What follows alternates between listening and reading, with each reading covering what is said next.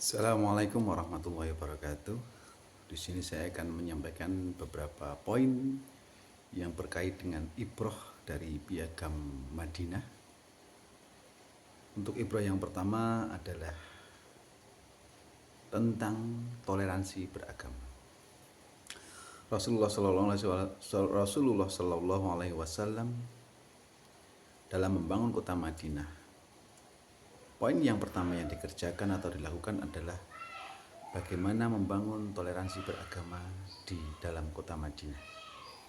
Toleransi beragama yang dimaksud adalah toleransi ataupun kebebasan bagi setiap manusia untuk memeluk agama sesuai dengan kepercayaan dan keyakinannya masing-masing. Waktu itu kota Madinah dihuni oleh masyarakat yang beragama Islam, kemudian Yahudi dan lain sebagainya. Dan Nabi Muhammad SAW tidak pernah memaksakan kehendaknya kepada seluruh warga Madinah untuk memeluk agama Islam. Tetapi sebaliknya Nabi Muhammad memberikan kebebasan kepada seluruh warga kota Madinah untuk memeluk dan mempercayai agama sesuai dengan keyakinan hatinya masing-masing. Maka dari itu ketika diimplementasikan di dalam negara Indonesia, maka sikap toleransi harus kita pegang selama-lamanya. Karena seperti yang dicontohkan oleh Nabi Muhammad SAW bahwa tidak boleh ada pemaksaan dalam beragama. Hal ini diperkuat dengan firman Allah, la ikraha fiddin, tidak ada paksaan dalam beragama. Jadi yang perlu kita tekankan adalah toleransi atau tasamuh atau saling menghargai kepada sesama umat manusia, bahwa setiap umat manusia memiliki hak yang sama dalam menentukan agama yang akan dianutnya. Kemudian poin yang kedua adalah persatuan umat dan solidaritas. Nabi Muhammad SAW membangun kota Madinah dengan mengedepankan persatuan umat dan solidaritas. Dalam arti seluruh warga kota Madinah bahu-membahu, bersatu padu, saling menjaga dan melindungi dan saling menolong. Inilah ibroh yang bisa kita terapkan di negara kita Indonesia, bahwa setiap warga negara Indonesia wajib saling menjaga dan saling menolong kepada sesama warga negara Indonesia. Kemudian yang ketiga adalah persamaan atau kesetaraan di mata hukum. Jadi setiap warga Madinah memiliki hak dan kewajiban yang sama, khususnya dalam bidang hukum.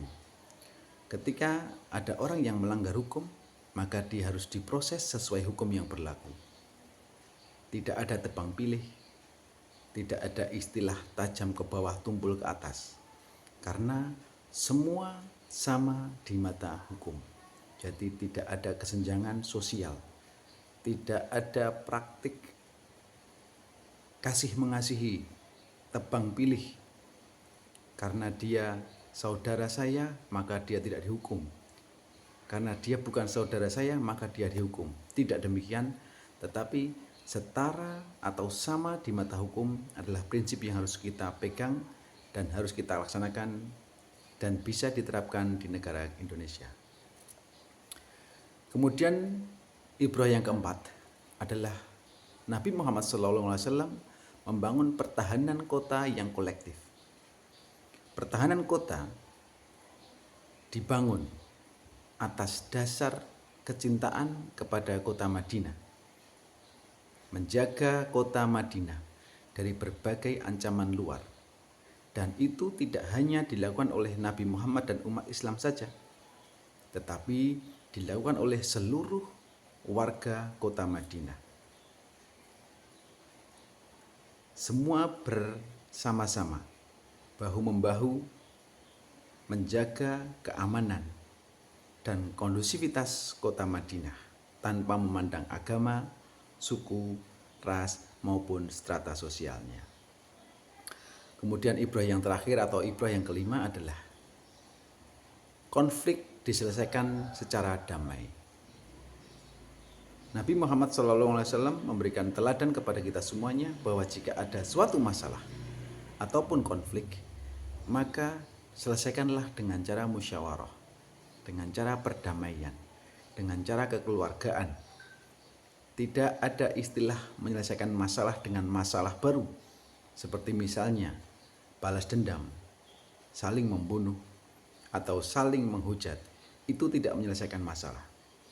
Seharusnya ketika kita menghadapi suatu konflik ataupun masalah, maka selesaikanlah dengan cara yang baik, yaitu dengan cara musyawarah secara kekeluargaan, ataupun diselesaikan dengan cara proses hukum yang adil dan berlaku. Demikian sedikit ibrah dari Piagam Madinah yang bisa saya sampaikan. Kurang lebihnya mohon maaf. Assalamualaikum warahmatullahi wabarakatuh.